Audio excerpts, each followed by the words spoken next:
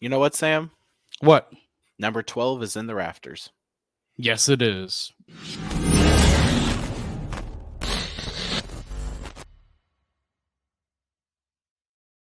What a great night it was, Sam. Just a great night, all in all, of Eric Stahl's number now officially in the rafters. And we will get to our reactions to that. But as first things first, if you are watching us on YouTube, be sure to hit that like button, subscribe, hit the notification bell so you never miss another episode. If you're listening to us on the traditional podcast side of things, be Yep. sure to subscribe, leave a rate, drop a comment. It really does help us out. And we also have a great partnership with you, Sam. SeatGeek. So if you want to go to a game in Minnesota, Vegas, anywhere, any of the 32 markets that utilize SeatGeek or have SeatGeek as an option to get tickets, including right here at Lenovo Center in Carolina, you can use that promo code Caniac Report. You get $20 off your first purchase, but maybe you want to go see a concert or something, you can use it for that too. It does not have to just be hockey. Maybe you want to go to a playoff game for the NFL because the NFL playoffs are in full swing. So you can use our promo code there as well if there are tickets available. Promo code Caniac Report, $20 off your first purchase. If you've already used it, well, make another email. I really don't care what you do, but you want to take advantage of it. Yes, definitely. Great deal. And another couple things I do want to say is we realized that this was a big moment for Eric Stahl. We are going to be having an episode upcoming, probably next month during Yeah. the Four Nations Face Off, dedicated to Eric Stahl. At least a episode. It's in the beginning stages, but we're planning to have guests, Yeah. and we're very excited. We can't wait. And another thing too is we usually do midterm grades around this time. But again, with a 2 week break in February, we'll probably be doing that just because it gives us something to talk about, Sam. So I think it'd be a great opportunity during that time. And yeah, that's pretty much it for just podcast stuff. But the only NHL news thing I do want to talk about, Sam, is the LA Kings and the Calgary game was postponed Yep. last week due to the fires. And it's devastating just seeing the reports coming out of Southern California, Sam. Yeah. It's sad. And our thoughts, our prayers are with everybody affected by this travesty that's happening in Southern California. You can check the Los Angeles Kings website for options of where you can donate if you want to do so, and how you can help with the displacement of these folks that's going on. Um, it's sad, but hopefully they'll get the fires contained and people can start to attempt to rebuild the lives because this is not a easy thing to get over. No, it's not. So, again, like what Sam said, our thoughts and prayers are with those impacted by the fire.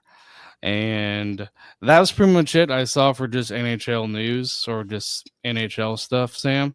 Because again, most of the stuff that is happening are like injury updates, waivers, which we'll get to with the Hurricanes. And we don't really talk about that stuff because the episode could go on for like 5 hours of just talking about all the injuries. So, Yeah. because there are lots of injuries.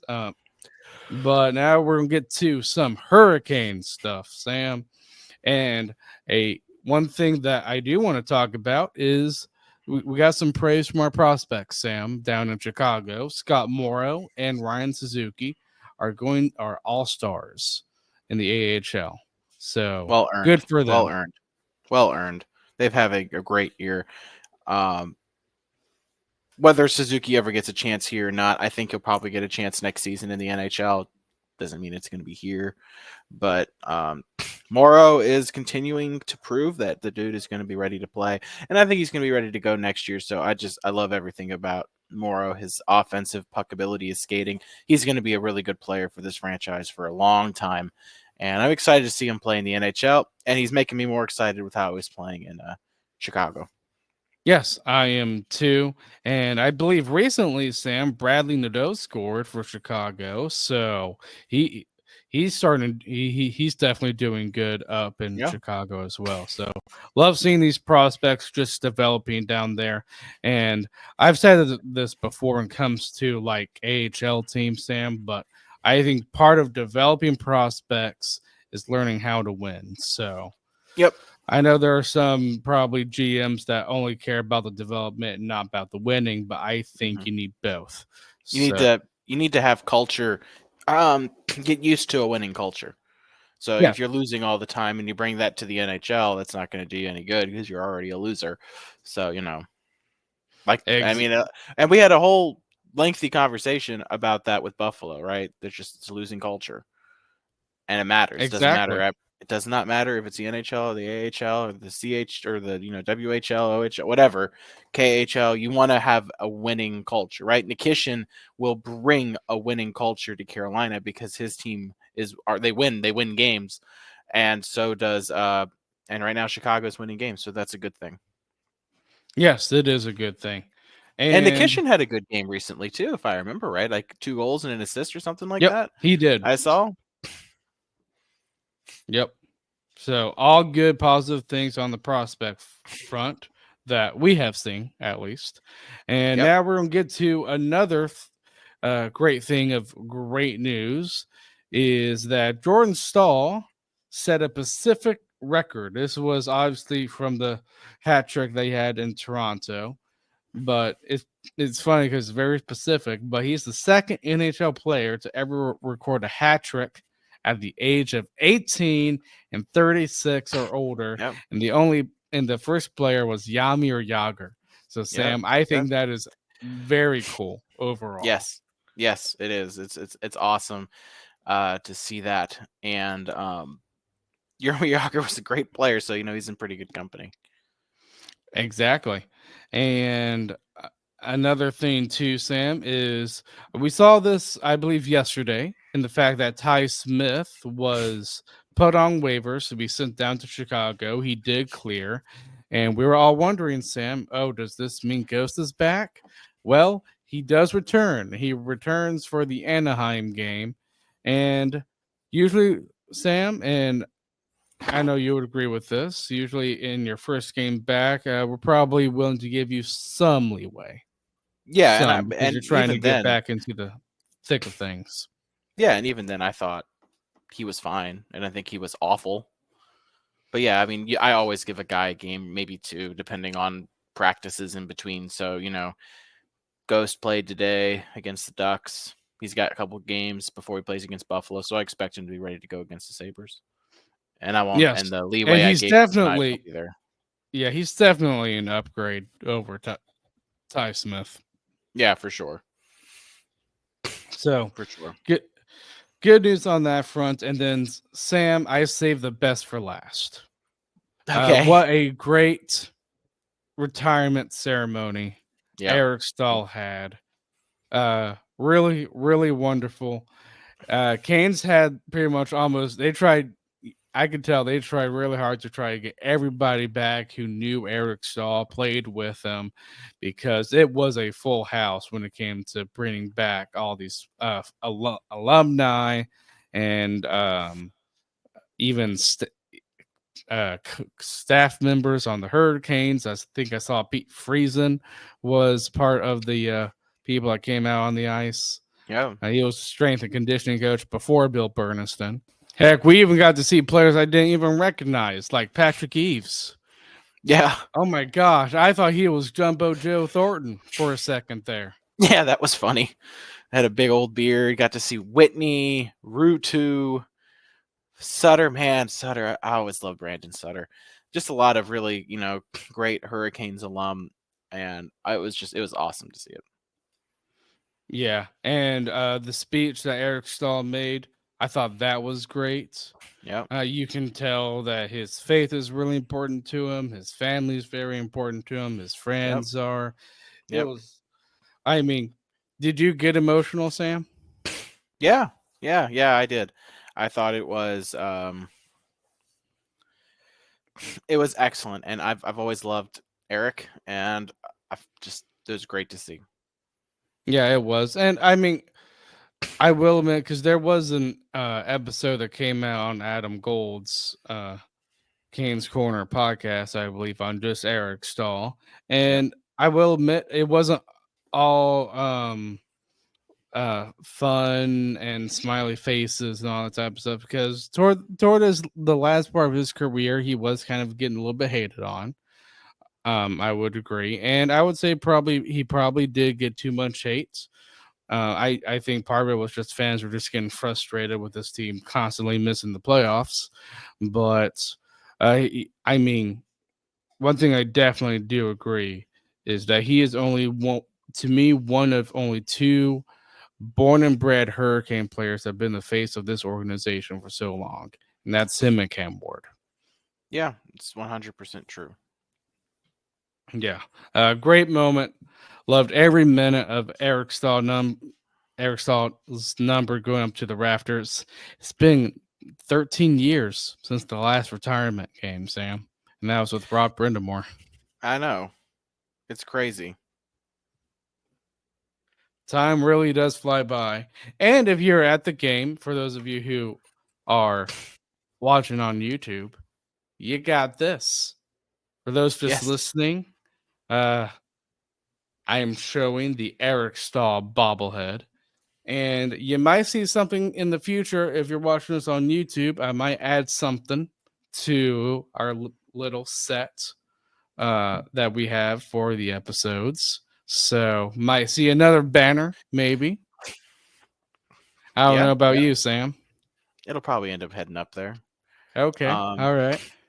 but Sam, before we take an ad break, I think we should announce the fun little thing we're going to do for our next ticket giveaway You and know what? get Yeah. the polling started, right? Okay. Yeah, because we're definitely doing something different. So Sam, go right ahead. This was your idea. this is something different. We'll do something like this maybe once a season if you guys like it. But we like to interact with you guys. So for our next ticket giveaway, you guys get to choose which of us you get to go to the game with, Sam Wallace or myself. And so voting is open between now and the start of the Columbus game on the 23rd, because we will announce the winner between Sam and I, who's going to that game with you guys. So the game in question is Chicago, the 30th of January. That is the giveaway game, Chicago Blackhawks.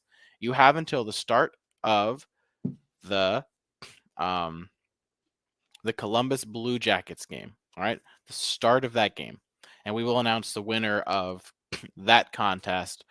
Whoever between Sam and I who's going to that game with one lucky fan who listens to our podcast and is a huge Hurricanes fan. The only stipulation in this case it is you must be 18 or older to play and to participate in this event. So we're doing one ticket giveaway. You get the ticket and you get the parking pass for this.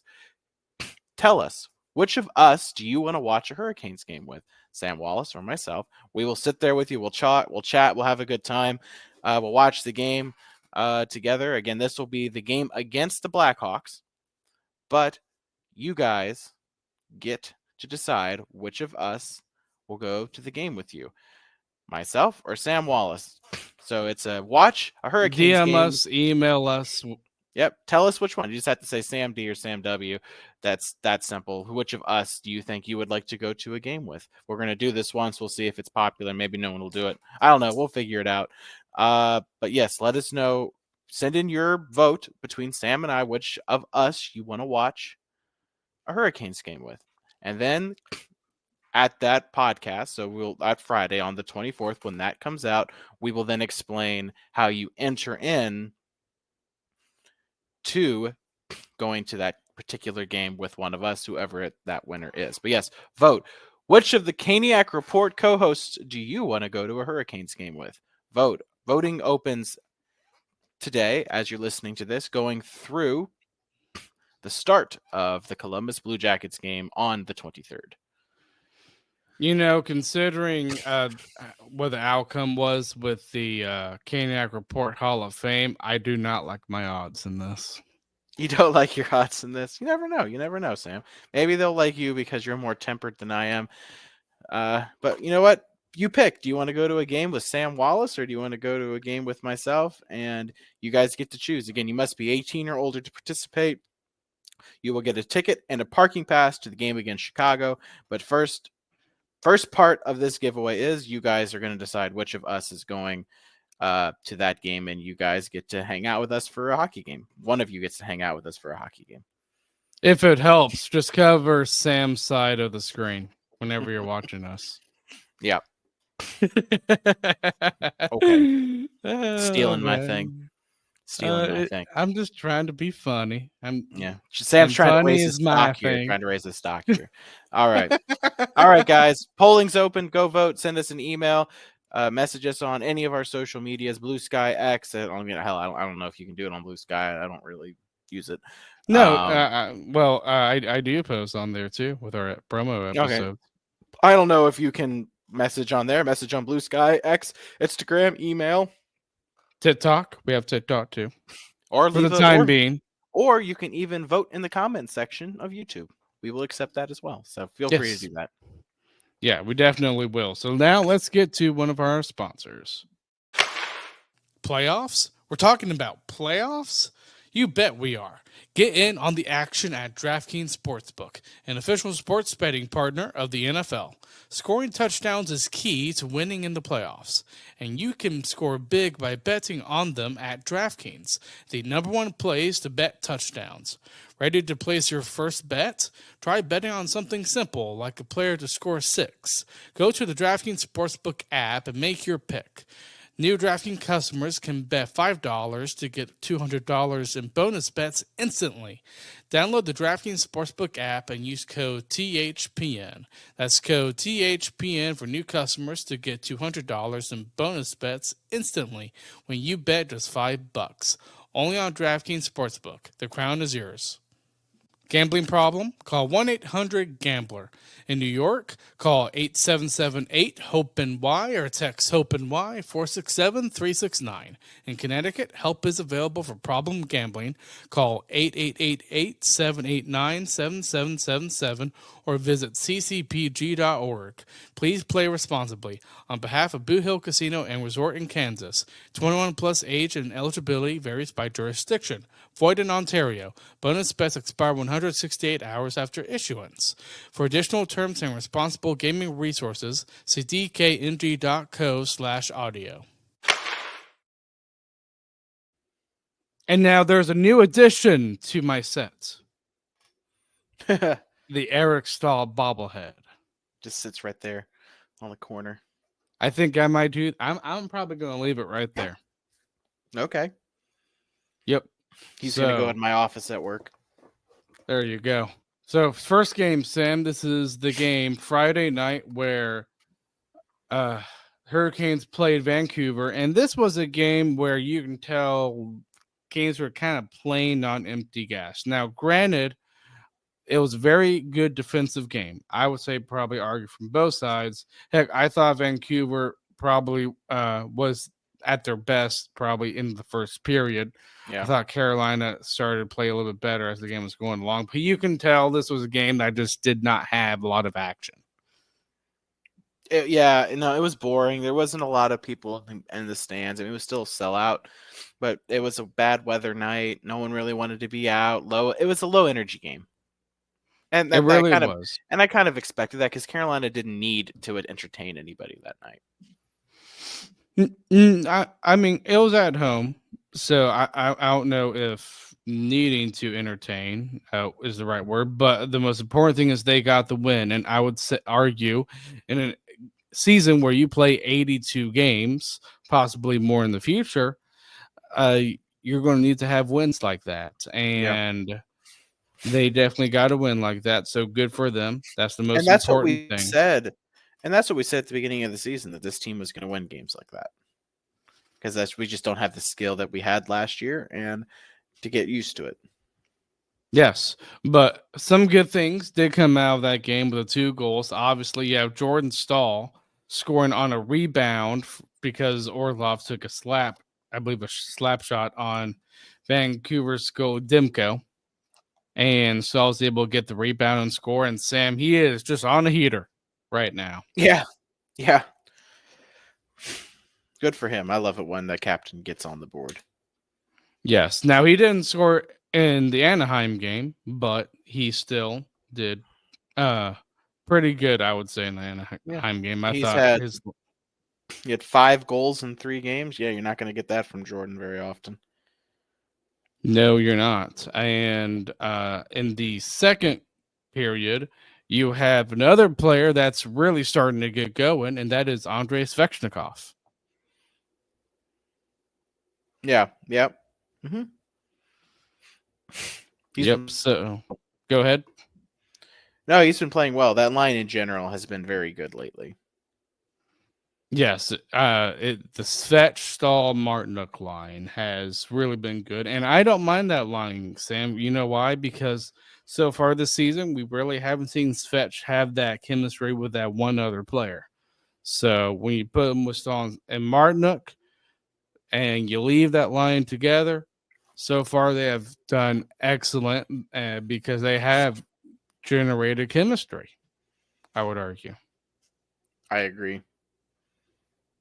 So that was pretty much it in terms of goals. But yeah, just again, not a lot of action this game. And I mean, there might have been just a few chances that Carolina could have gotten, but this was also a game where Dustin Tokarski played and he was able to get a shutout. I mean, Sam, I'm surprised how good Tokarski is playing, and we kind of need that right now just because of our goaltending situation. Yep. I agree. You just got to figure it out. And Tokarski was excellent. And honestly, I haven't really had an issue with him in any of his starts. He's lost only 1 game. Kind of reminding me a little bit, I would say, of Reimer. He comes in, he wins. His numbers might not be like stellar, but he finds a way to win. And he hasn't really let I don't think he's let in any bad goals since he started playing for us. So Yeah, uh, I would say the go ahead.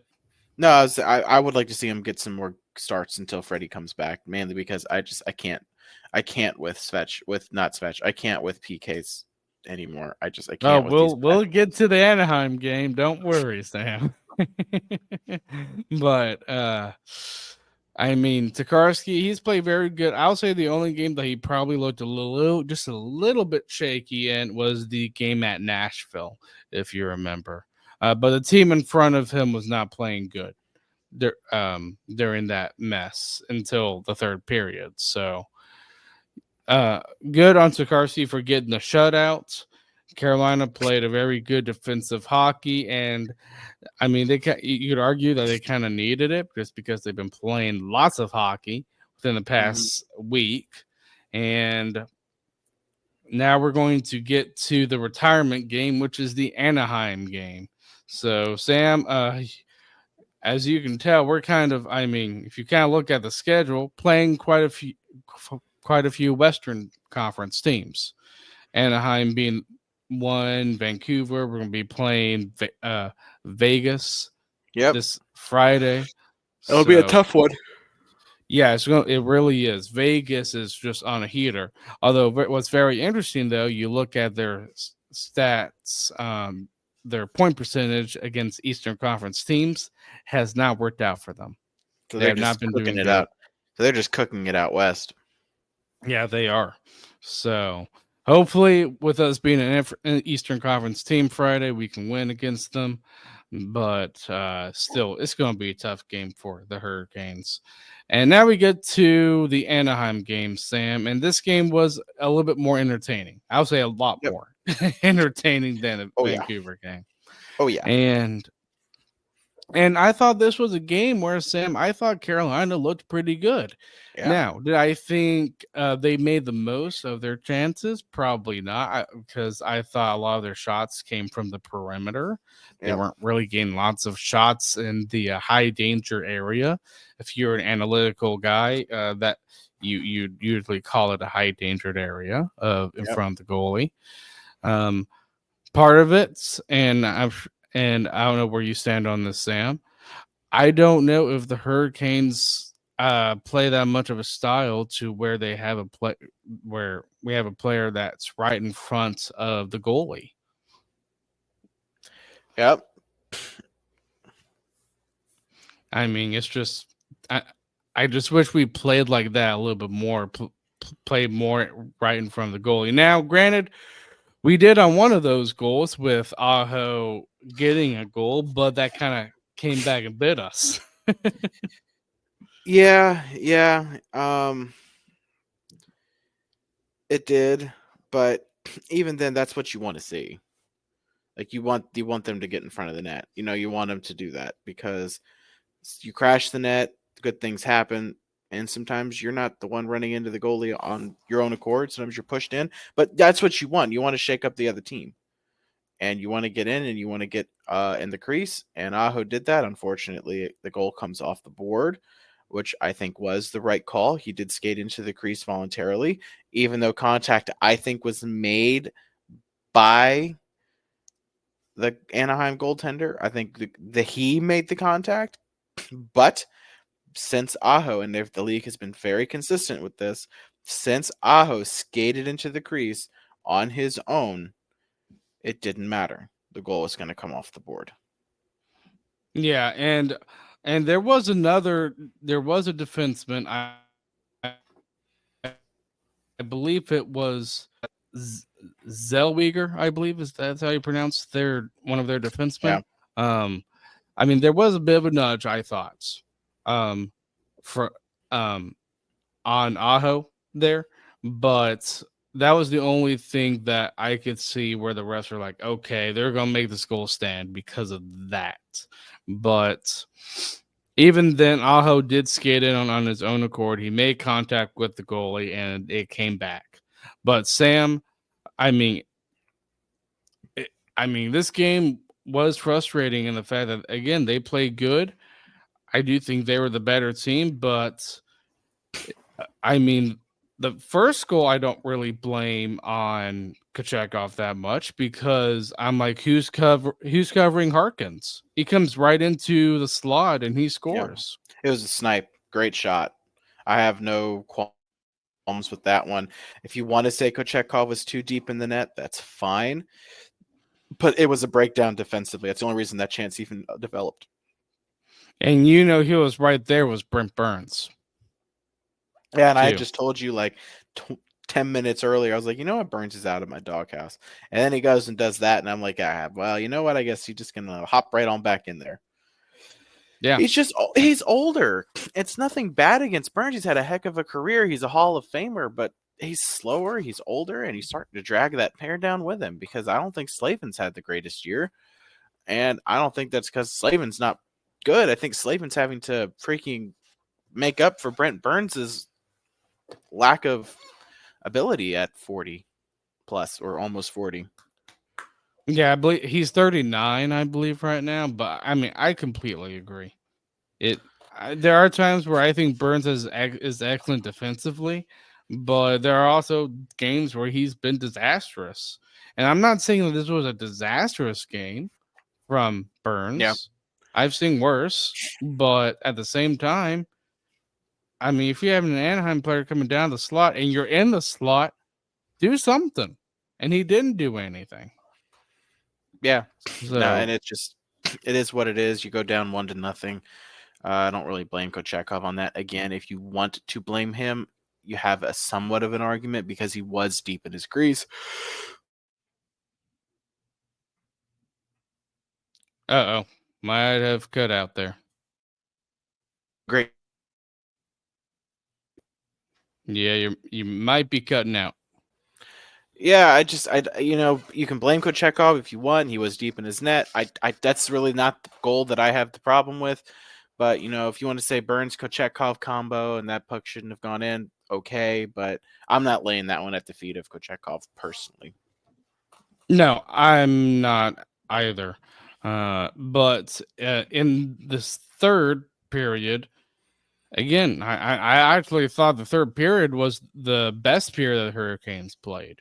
Well, I thought they were good in the first and second. I thought they weren't really playing full Carolina Hurricanes type of hockey because in the third period they were actually able to get into the area and right in front of Dostal, who was playing for Anaheim, not Gibson, and y- and they're able to put shots on goal. So, Yep. but you have Cutter Gauthier scoring, and Slavin was on Cutter Gauthier. He was. Um, and I thought one thing with Anaheim that note, well, there are a couple things. One, they're fast. They have fast flying offense. The other is I would say specifically on the blue line, they're big. Yeah. They are a big team. Yep. And I feel like they were using that size to their advantage against the Hurricanes team, who weren't really getting in for the very juicy shots. But I mean, do you blame Slavin? Maybe, maybe not. I think there's an argument to be made for. I would say there at least is. But to me, the biggest thing is you had Kachekov, who had a huge gaping wide open of the net right next to his head. And Cutter Gauthier saw that and he shot it right there Yep. on goal. I was Yep. impressed with the shot. At first, I Oh, thought it was off the post. oh, it was a great shot. Cutter Gautier's got a heck of a shot. They have some the Flyers, or not the Flyers, but the Ducks do have some players on that team who know how to put the puck in the net, and Cutter Gauthier is one of those guys with a heck of a shot, gorgeous shot. Yeah, he really does. They were wise in trading for him from Philadelphia. I know why you said Philadelphia because he was originally Yeah. drafted from Philly. Yep. Yep. Oh, one thing, just completely random. Those Anaheim Duck jerseys are ugly. Ugly. The away jerseys I don't like, but the home ones I love. Oh no, I hate their away jerseys. They are so bad. They look so ugly. It's gross. Yeah, I'm not a big fan of those either, but I'm a big fan of their home jerseys, and I love the Mighty Ducks logo in That general. I do So, like. yeah, but it's unfortunate because we're down 2-0. Obviously, I do think we were the better team. Yeah. I mean, I don't think the umph was there until the third period, but we eventually got that umph. And with Aho's goal being disallowed, I believe this team, yeah, it's still listed as a power play goal for Svetch, Yeah, it's 4 seconds but left on the power play. there's like 4 seconds left. And I mean, what a brilliant pass from Aho to Svetch. That just gets an assist too. So Svetch is able to continue his hot streak. I'm so Yep. happy. Svetch is finally going. And another thing too I want to talk about, Sam. I I mean, I thought the Aho line was good, but do you think there probably needs to be a I mean, would you leave Roslovic on that line, or would you be open to putting someone like Blake up there? Because I'm in full advocacy of putting Blake up on that line. I would think I would rather have. You know who I would actually put on that line once he's healthy? Carrier? Carrier. Get a little bigger guy up on that line. Uh, Because that's my problem with putting Blake on there is I don't think he's big enough to go on that line because it's already smallish as is.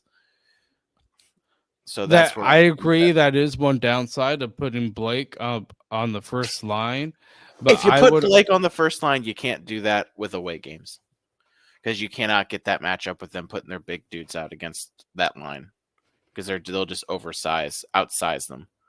And now maybe we can outskate them, and that works too. But I mean, if they want to try it for a game, I would say let's try it against Buffalo. I know that's an away game, but that's a game that you should be able to win, and a game where you could probably afford to take a little chance. Yeah. It's just to me the big thing with Brozovic, and I honestly I really don't know where you stand on this. Do I think he's a good player? Yes. Do I think he's a Gensel or a bona fide top 6 player? No. And I would argue, even though he's leading this team in goals, most of those goals have been the benefit Yeah. of him playing on the line with Aho and Jarvis. Oh yeah, you have a guy in Aho who's a super good playmaker, and Roslovic has a nose for the net, and that's a benefit for us, right? So if he keeps scoring, I'm not going to have a problem with it, but it's there is still a need for a guy who can score, and that's what he does. Like, he's a goal scorer. Roslovic having what? How many goals does he have? 17. He's almost got 20 goals.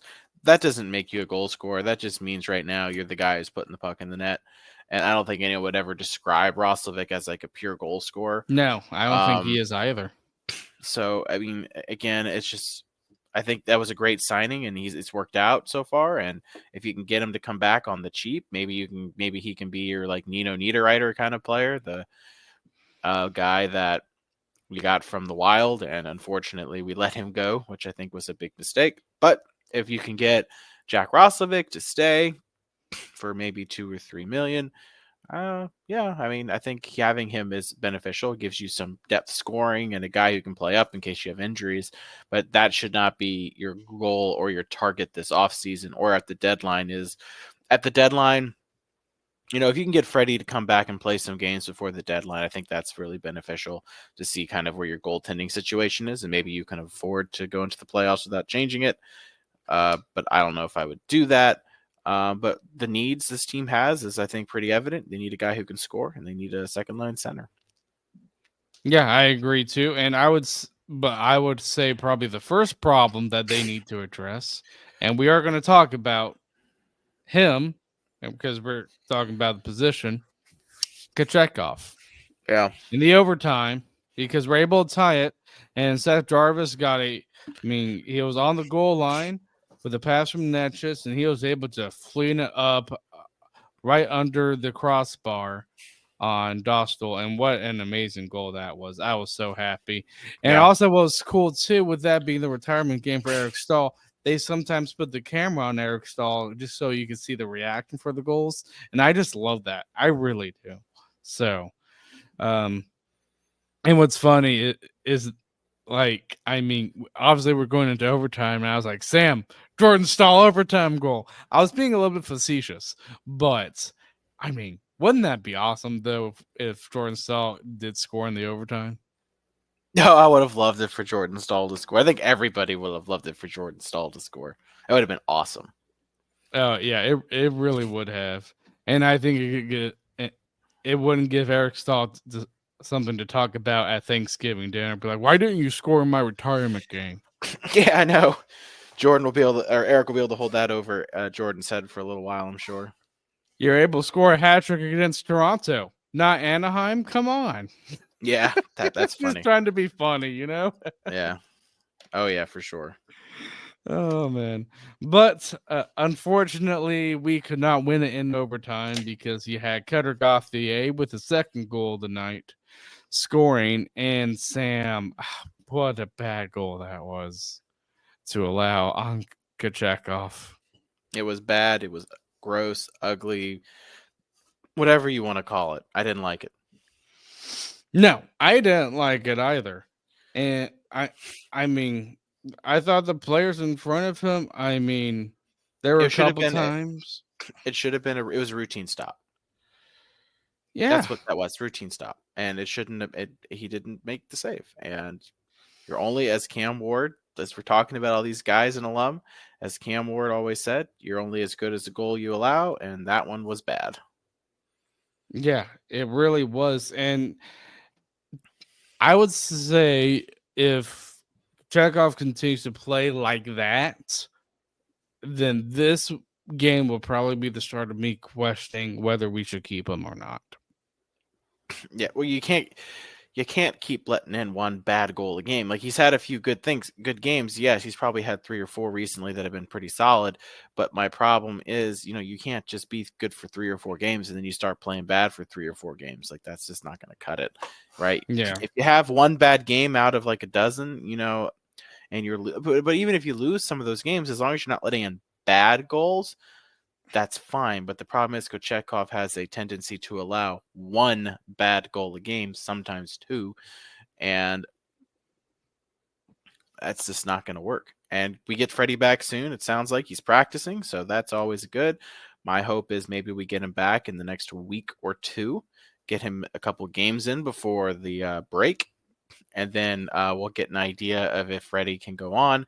And then Kochekov could be your 1B, in which case I think you're okay. But if Freddie's not playing good either, or he gets hurt again, you have to think about what you want there. He's not coming back next year, so it's just whether, Kochekov's the guy. We're linked to Gibson. Is he coming in? So you don't know. I don't know. Yeah. Well, another person that was there for the game was Jim Rutherford. Yeah. I kind of wish we had him. Yeah. Because no matter what, he's willing to make the deals, no matter what, to make this team better. Yeah, and he was a good general manager. I would argue the reason why he wasn't as good toward the end is we had an owner who was not willing to pay and use money to make the team better. He had his own hard cap that he wouldn't let him go over, so we were always well below the salary cap itself. And Rutherford didn't like going on rebuilds. This team obviously needed one at the time. No, Rutherford is a heck of a GM when you're ready to take that step to becoming like a winning team. And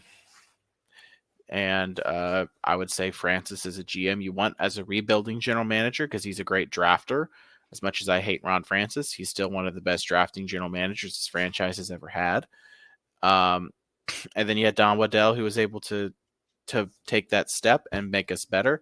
So, I think our two best general managers have been Rutherford as number one and then Don Waddell as number two. Yeah, I would honestly agree with that, but we'll see what happens. Until another GM wins the Stanley Cup, you can't take Rutherford off that. So, no, I agree. But we'll see how Kochekov does, because I think with time, again, I think we'll see his. Well, I don't know. I don't know anymore with Kochekov. If this is the start of a badward trend, then I think you probably need to look at trading him. But if he gets off to playing very solid games in the next for the next, I would say 4 to 5. If he can play 5 solid games, then I'd be like, okay, but at the same time, last season, he played more than just 5 games. Like, I remember that Ottawa game last season, Sam. He turned it on right there toward the season's end. So I just don't know. We'll have to wait and see. Really, it's going to be a waiting game. And at some point, Tulsky and company are going to have to make a decision. We have a big enough lead in the standings. I don't think we're really at jeopardy of falling out. We got a point against the Ducks, so we still move in the right direction either way. But at some point, it's going to become a problem. It is. But we will see you guys for Friday's episode.